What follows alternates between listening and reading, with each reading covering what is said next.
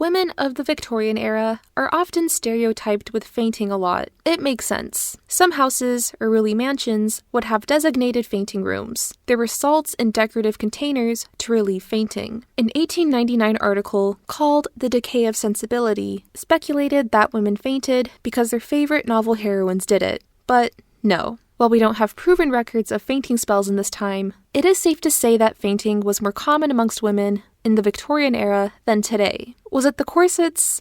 Kind of. In this time, almost all dresses were tailored to be worn with a corset, but that alone wasn't an issue. The practice of tight lacing was a problem. Tight lacing was more prevalent amongst upper-class women. Not all of them did this, but because they didn't have to work, it was easier for them to pull this off. Fainting was a side effect of tight lacing, but it was normal for women who practiced this to deliberately undereat, to maintain a teeny waist, which may have been a more direct cause to fainting. Clothing was also heavy. Aside from corsets, there were crinoline, long silhouettes, and bonnets, which can be a lot to handle, especially during the warmer months. And let's not forget that this was a time where arsenic was inescapable. About 80% of Victorian wallpapers were made out of rat poison, where a side effect is fainting, and that's one of the luckier outcomes. Not to mention that many hair and makeup products contained lead as an ingredient, which is now used to make gasoline and batteries. So that might have had something to do with it. Some upper-class women were fainting naturally, but keep in mind that the ideal Victorian woman was to appear dainty. In this time of industrialization, there was a developing middle class. To further the distance from women that had to work versus the women that didn't, appearing as a gentle, delicate flower was kind of a status symbol. And some, and I mean some,